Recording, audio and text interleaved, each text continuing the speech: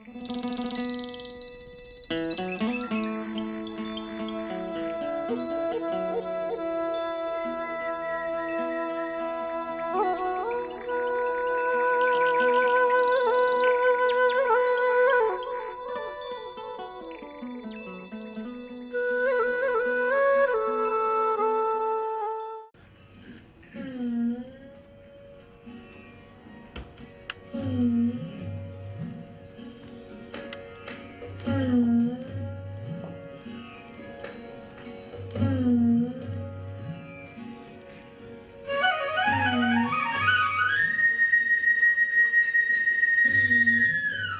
कई साल पहले एक गांव था और जहाँ बैलों के तेल चुपड़े और भोले काले सींग थे। जहाँ दोपहर जंगल में पत्तियों की गहरी हरी गंध थी और कच्चे आम के ताजा कटे फाग के साथ नमक मिर्च का स्वाद था। धान के महकते हरे खेत, जहाँ अंधी बुढ़िया महाराजिन और उसकी बाड़ी से लड़के खीरा और भुट्टा चुरा ले जाते थे। राम सजीवन का बचपन वहीं कहीं पीछे छूट गया। 15 साल पीछे राम सजीवन का बचपन सने के उन खेतों में कहीं छूट गया था जहां वो स्कूल न जाकर छुप जाते थे और बाकी लड़कों के साथ गदा छाप बीड़ी के लंबे सुट्टे खींचते थे। ब्राह्मण परिवार था, मजला किसान तबका, एक ऐसा किसान तबका जिसके गांव में नाक नीची नहीं रहती, बल्कि जो गाहे बगाहे छोटे बड़े किसान और जमींदारों को यूं ही कर्ज दे डालता है, बल्कि कोर्ट कचहरी में 1000-2000 भी ऐसे ही खर्च कर देता है। बाबू राम सजीवन पास के कस्बे के हाई स्कूल और शहर के गवर्नमेंट कॉलेज को फर्स्ट डिवीजन से पास करते हुए दिल्ली की उस यूनिवर्सिटी में आ गए जो कहा जाता था इस मुल्क की ही नहीं बल्कि अफ्रीका, साउथ एशिया और पूरी तीसरी दुनिया की सबसे बड़ी यूनिवर्सिटी। इस यूनिवर्सिटी में वजीर आजम की बहू, वजीर खारजा की नाते, किर्लोस्कर जी की बेटी, बाटा जी का बेटा और मुल्क के सबसे बड़े नावल निगार का सबसे छोटा साला पढ़ता। यहाँ ज्यादातर लड़के लड़कियों की सभ्यता और मिजाज का अपना ही ढंग है। ये बड़े कोमल, पारदर्शी, खास नजर आते। हंसते तो इतना उजाला फैलता कि गांव की हंसी तंबाकू और कत्थे में लिखड़ी बदसरूदन नजर आती। और लड़कियां, उनका तो कहना ही क्या, उनका तो अलग ही तापमान था, अलग ही रोशनी। वो ज्यादातर जीन्स खुली बाहें वाली होती, बहुत सफेद सफेद आटे को गूंद कर उसमें थोड़ा सा महावर मिलाकर बनाया गया। बारीक आवाज, खुली बात, घंटियों जैसी हंसी का ऐसा विराट उत्सव मुझे अपने जीवन के प्रति एक बार फिर से दार्शनिक कर देता। फिर चाहे मैं अपने कमरे में हूँ या फिर बस में, सांस भी लेता तो बूडू और इंटीमेट की खुशबू मेरे रक्त तक पहुंच जाती। इस खुशबू में कॉन्वेंट के पसीने की एक अपरिचित तेजित गंध खुली हुई थी। हाँ, लेकिन राम सजीवन के अंदर एक गहरी चिढ़ और गुस्से ने भी जगह बनाना शुरू कर दिया था। इतने बड़े शहर में जहां इतनी बड़ी दुकानों, कोठियों और कारों की चमाचम धूप थी, वहां बाबू राम सजीवन को अपने गांव का बड़े से बड़ा किसान की कबाड़ी दिखाई देता था। अपने टेरिकॉट के कपड़े उन्हें सस्ते, मैले और पिछड़े दिखाई देते थे। गालों की हड्डियों का उभार, मोटे होंठ, धूप और धूल को झेलकर उनकी जिंदा और चौकन्नी बन गई आंखें, तिल और सरसों के तेल को पीकर उनके मोटे और काले हो गए बाल, सब उन्हें गंवारू लगते थे। अब वो काले नहीं थे, लेकिन उन्हें लगता था कि उनके गेहुए रंग से गांव का मटेलापन कभी कभी छूट ही नहीं सकता। दिल्ली दिल्ली एक ऐसा महानगर है जहां रुपयों की नदी कहावत के बाहर बहती है। भाई दूसरा कोई इतना बड़ा शहर मैंने देखा भी नहीं। एक बार जब मैं बिल्कुल नया था तो मैंने देखा कि अरे दोस्त, जूते कमाल है तुम्हारे। कीमत क्या है इनकी? 268 रुपीज। नहीं मतलब कीमत क्या है इनकी? यार 268 रुपए। 268 रुपए? हाँ, ये सुनते ही वो जूता मुझे 1 क्विंटल गेहूं में बदलता नजर आने लगा। तो मेरे देखने का ये गोपनीय तरीका हो गया। मैं अर्थशास्त्र के माल मुद्रा माल वाले नियम अनुसार किसी भी चीज को उसके समान मूल्य के अनाज में बदल देता। भाई मुझे बहुत मजा आता। अब देखिए जैसे ये जनाब बैठे हैं, इन्होंने सर से लेके पैर तक 3 क्विंटल गेहूं ओढ़ रखा है। वो पीछे जो मोहतरमा बैठी है, उन्होंने सोने का कंगन पहन रखा है। सोने का कंगन नहीं है वो 200 किलोग्राम अलसी है। मॉल का किराया 10 बोरे गेहूं एक दिन का। और हाँ, बुकिंग जल्दी चाहिए तो टेबल के नीचे से 1 बोरा। हाँ, वो महाशय जो पीछे बैठे बैठे मुस्कुरा रहे हैं, दरअसल वो अपने घर से यहाँ तक 20 एकड़ की कुल पैदावार पर बैठकर हॉर्न बजाते हुए आए। हाँ। लेकिन ये सब कुछ मजेदार खेल नहीं था, बहुत तकलीफनुमा था। गांव का मजला किसान तबका शहर के निचले तबके से हार रहा। राम सजीवन को दफ्तर का छोटे से छोटा बाबू भी अपने गांव के बड़े से बड़े किसान से ज्यादा एलीट और चमकदार दिखाई देता था। उनके दिमाग में माशरे में बराबरी की ख्वाहिश जागने लगी। दोस्त ये गलत है, ये बहुत अन्यायपूर्ण है। इस देश की 70% आबादी को जिंदा रहने के लिए जितनी कैलोरी चाहिए ना, उतना भी अनाज नहीं मिलता। और दूसरा, 3 क्विंटल गेहूं से बनी शराब को एक बार में पी जाता है। मुझे जामा मस्जिद वाले इलाके में फुटपाथ पर पुलिया के नीचे मेरे गांव के लोग नजर आते हैं। उतने ही भूखे, उतने ही मैले, उतने ही गरीब।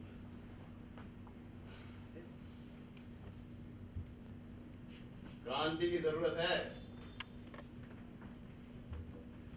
ये उन्हीं दिनों की बात है जब बंगाल के नॉर्थ ईस्ट और साउथ में आंध्र प्रदेश के छोटे और भूमिहीन किसान इनकलाब छेड़ चुके थे। उन्हें मारा जा रहा था, उनकी आंखें फोड़े जा रही थी और उन्हें जेलों में भरा जा रहा था। और अखबारों में ऐसी खबरें रोज भरी रहती थी। राम सजीवन को लगता कि उनके अंदर गरीबों और जरूरतमंदों के लिए गहरा लगाव है। उन्हें ऐसी कई घटनाएं याद आई जब वो अपने घर से चावल और मक्का चुराकर कोयलों के घर दे आते थे, जहां कई दिनों से चूल्हा नहीं जला होता था। अपने पुराने कपड़े तो वो वैसे ही गरीबों में बांट देते थे। बाबू राम सजीवन का दिमाग बहुत तेज था। उन्होंने माशरे को समझने के लिए किताबें पढ़नी चालू की। पूंजी पढ़ी, anti Duhring, 18th Brumaire of Louis Bonaparte, holy family से लेकर उन्होंने लेनिन और माओ के नजरिए की भी स्टडी। अब माशरे का एक खूब साफ नक्शा उनके दिमाग में बन गया। 10 साल हो गए गांव छोड़े। हमें फेलोशिप मिलती है इसलिए कभी वहां जाने की जरूरत ही नहीं पड़ी। अब धीरे धीरे करके गांव के लोगों के मैले और ठोस चेहरे मेरे दिमाग से धुंधले और आमूद होने लगे। खेत तो जैसे गायब भी हो गए। चीजों को गले में बदल कर देखने का पुराना किसानी ढर्रा बिसर गया। हलवाओं के पसीने की जानी पहचानी गंध, बकरियों की भूख के साथ न जाने कहां उड़ गई। मेरे दिमाग में समाज की वर्गीय बनावट तो साफ थी, मगर हाँ, लोगों के चेहरे गायब होते जा रहे थे। फेलोशिप इस बीच मियाद खत्म हो जाने की वजह से बंद कर दी गई। राम सजीवन को पैसों की जितनी किल्लत आती, उतना वो अपने आप को आवाम के और नजदीक ला खड़ा करते। उन्होंने अपनी लिखावट में माशरे में गैर बराबरी के बारे में लिखना शुरू कर दिया। उन्होंने अपने तजुर्बों को दुनियावी नजरिए के लिहाज से माशरे को बी क्लास करने की जरूरत के बारे में लिखा। इसी बीच यूनिवर्सिटी ने लड़कों की मांग को ध्यान में रखते हुए बाकी सारी यूनिवर्सिटीज के सामने एक आइडियल एग्जाम्पल रखा। सह शिक्षा के साथ साथ सह आवास या फिर सहवास की सुविधा। दरअसल जिस छात्रावास में मैं रहता हूँ उसका आधा उत्तरी हिस्सा छात्राओं के रहने के लिए कर दिया गया है। छात्रावास अंग्रेजी के एच के आकार का बना है, जिसकी दक्षिणी डंडी में लड़कों के रहने के लिए त्रिमंजिला इमारत, हर मंजिल पर 100 कमरे। वहीं उत्तर की डंडी में छात्राओं की व्यवस्था और दोनों डंडियों को जोड़ने वाली बीच की डंडी में मेस था, जहां हम ब्रेकफास्ट, लंच और डिनर किया करते थे। तो वही बैलगाड़ी और 80% टुकड़ों के देश में यह विश्वविद्यालय ससेक्स के किसी शिक्षण संस्थान की तरह था, जो सहवास, सह शिक्षा और सह भोज के हवाई मार्ग फुर्र से उड़ गया था। यूनिवर्सिटी के ज्यादातर लड़के लड़कियां जो थे वो हेलो हाय संप्रदाय के थे, यानी कि ऐसे उच्च वर्गों से जहां कॉन्वेंट की पृष्ठभूमि के अलावा हंसना रोना और खेलना कूदना सब समान था। राम सजीवन ने बड़ी मेहनत और लगन के साथ अंग्रेजी की तालीम हासिल की थी। अब जहां वो समझते तो बहुत थे, लेकिन बोलने में उनका खास बिहारी लहजा आड़े आ जाता था। वेरी गुड इवनिंग जैसे लफ्ज तो वो फटाफट निकाल ले जाते, लेकिन बचपन से उनकी वी की जगह भी की रटाई तहजीब के अंदर तक बैठ चुकी थी। उन्हें लगता कि कुछ खास मौकों पर तहजीब मन को ना पकड़कर जिस्म को पकड़ लेती। अब देखिए, उनका मन तो स्लाइस खाने का होता था, लेकिन उनकी जीभ कढ़ी की मांग कर देती थी। एच की दक्षिणी डंडी की सबसे ऊपरी मंजिल के कमरा नंबर 308 की बालकनी में मैं खड़ा। एच की उत्तरी डंडी के सबसे ऊपरी मंजिल के कमरा नंबर 316 की बालकनी में वो लड़की निकल आई थी जो वहां रहती थी। अब दोनों बालकनी आमने सामने थी। आखिर मैंने उधर देखा, लड़की मुझे ही देख रही।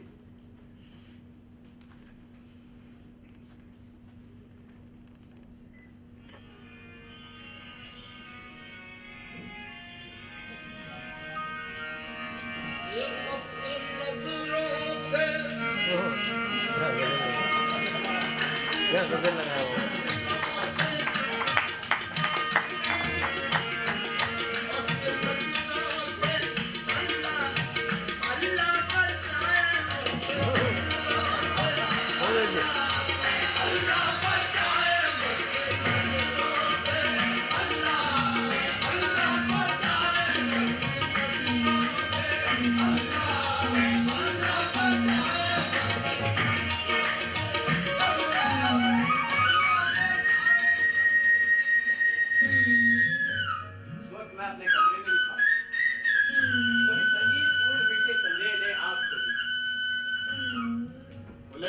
बालकनी में थी और निश्चित रूप से मेरी बालकनी की ओर देख रही थी।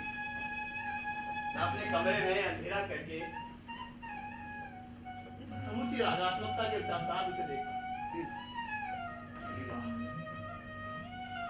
रंग खूब गोरा, आटे और मुहावर वाला नहीं, मक्खन और गुलाब वाला। बहुत पतला सफेद बनियान जैसा टॉप, खुली बाहें, जांघों पर विदेशी कंपनी की फेड हुई नीली जींस, मानो किसी अजंता की यक्षिणी को आधुनिक कपड़े पहना दिए गए।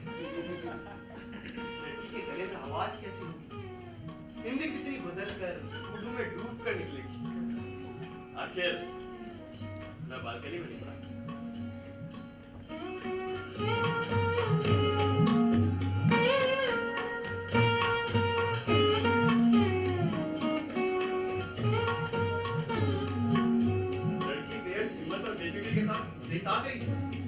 संस्कारों का फर्क है, काम मोहल्ले की होती ना नजर ना उठाती, मुझे वाले बात को देखने लगती। कभी नजरें मिली।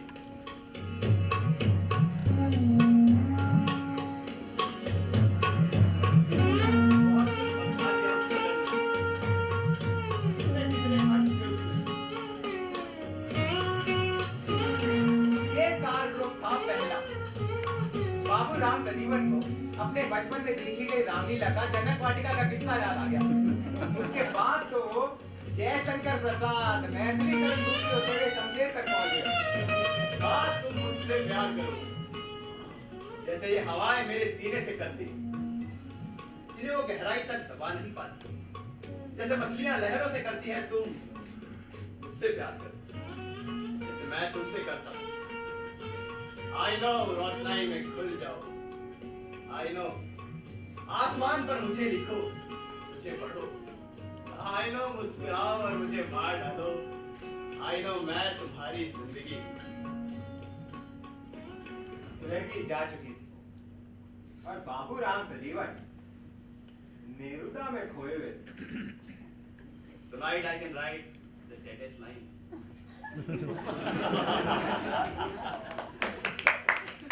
अगली सुबह राम सजीवन चौकीदार धीरज सिंह के पास पहुंच गए। अरे चौकीदार साहब! अरे पंडित जी, कैसे हैं आप? बहुत दिन से दिखाई नहीं दिए। अरे आज आपने हमको कैसे याद किया आपने? क्या बात करते हो चौकीदार साहब? दरअसल वो एक लड़की है। ओहो, लड़की, इसीलिए याद किया जा रहा है हमें। अरे बोलिए बोलिए पंडित जी। कमरा नंबर 316 में जो लड़की रहती है, उसके बारे में कुछ जानते हैं? अच्छा वो, अरे उसे कौन नहीं जानता, वो तो लंदन से आई है यहाँ। बाप उसका केन्या में फैक्ट्री चलाए, 7 साल लंदन लगा के आई है छोरी। और क्या बोलते हो आप उसको? सीपीएस में रिसर्च करती है आपके। पर एक बात बोलो पंडित जी, क्या मीठा बोलते हैं आप।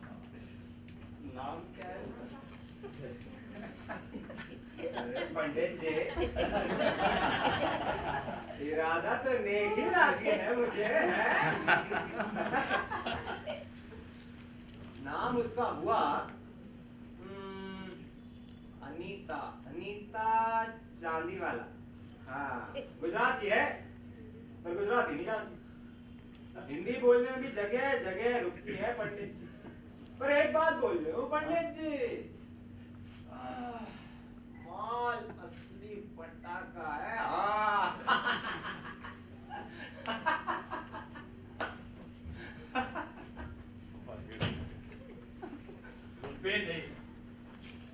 कामगार वर्गों के ऐसे लोगों में वर्ग चेतना पैदा करने के लिए भी बहुत गहरी शिक्षा की जरूरत है।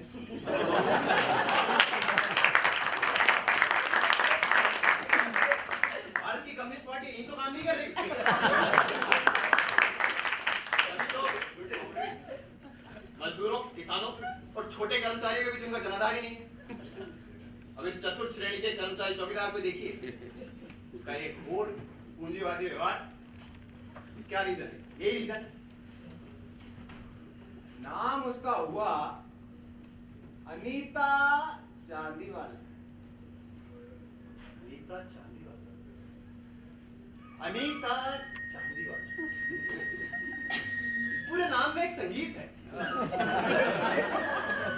अनीता, अनी, अनु। इसके कई रूप हो सकते हैं।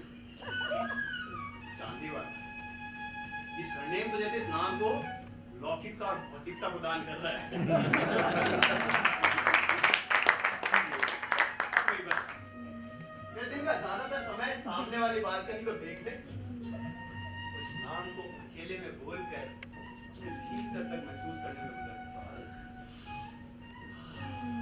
अनीता चांदीवाला, अनीता चांदीवाला। तो अनिल, तो यूलिसिस कैसे लगे?